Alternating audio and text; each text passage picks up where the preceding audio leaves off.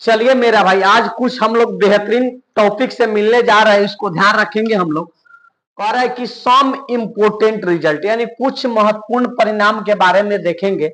और जो आपके हर क्वेश्चन में, खास करके जो अलजेब्रा का क्वेश्चन है, कॉम्प्लेक्स नंबर के क्वेश्चन में बहुत ज्यादा यूज आएगा। यहाँ से जैसे मेरा भाई, यहाँ से रूट ए गुने यहाँ से रूट बी इक्वल टू आप लिखते हैं रूट अंडर ए बी।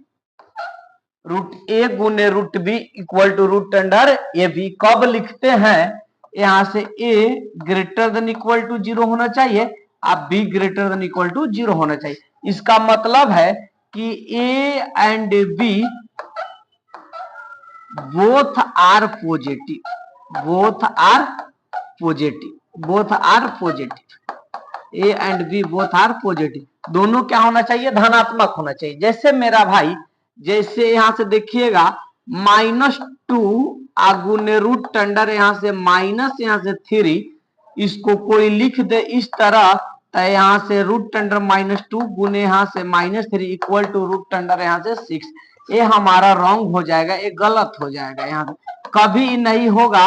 अब देख लीजिए यहाँ से, अब इसलिए क्योंकि कभी बराबर नहीं होता है, क्योंकि पॉजिटिव रूट स्क्वायर के अंदर कभी निगेटिव टर्म नहीं होगा।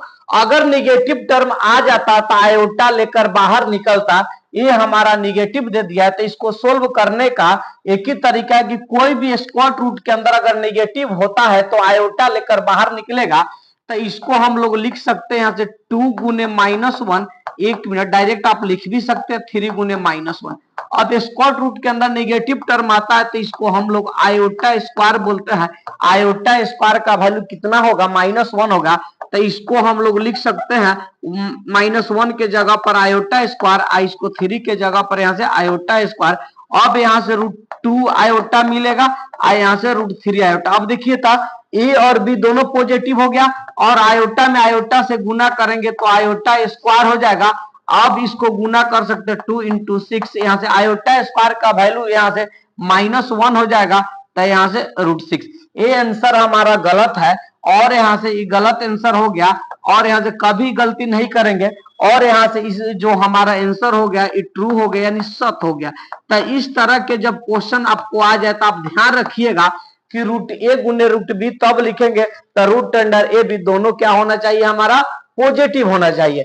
जैसे मेरा भाई यहाँ से ध्यान दीजिएगा, यहाँ से कभी भी अगर आपके अंदर यहाँ से जैसे रूट अंडर -1 दे दे, और यहाँ से रूट अंडर यहाँ से -1 दे दे, ये आप कभी नहीं सोचिएगा यहाँ से -1 गुने यहाँ से -1, यहाँ से ये +1 मिलेगा इक्वल टू 1, कभी बराबर नहीं होगा।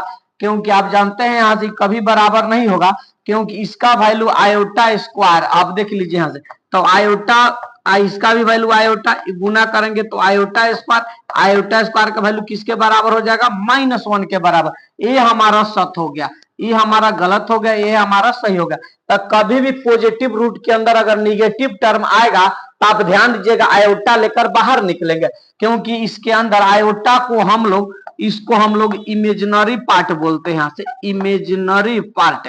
अब देख लीजिए यहाँ से इमेजिनरी नंबर है, तो इमेजिनरी मतलब काल्पनिक है, तो यहाँ से रियल नंबर तो है। तो आप याद रखना है कि कभी पॉजिटिव रूट के अंदर अगर निगेटिव आ जाए तो आयोटा लेकर बाहर निकलेगा, बिना आयोटा से ही नहीं होगा, और हमारा आंसर गलत हो जाएगा। इसका आंसर 23 लोग कमेंट करके आप बताएंगे। यहाँ से ध्यान दीजिएगा, इसको कमेंट करेंगे -6 गुने रूट अंडर यहाँ से -5 गुने रूट अंडर -6, इसका आंसर क्या होगा आप कमेंट में लिखेंगे।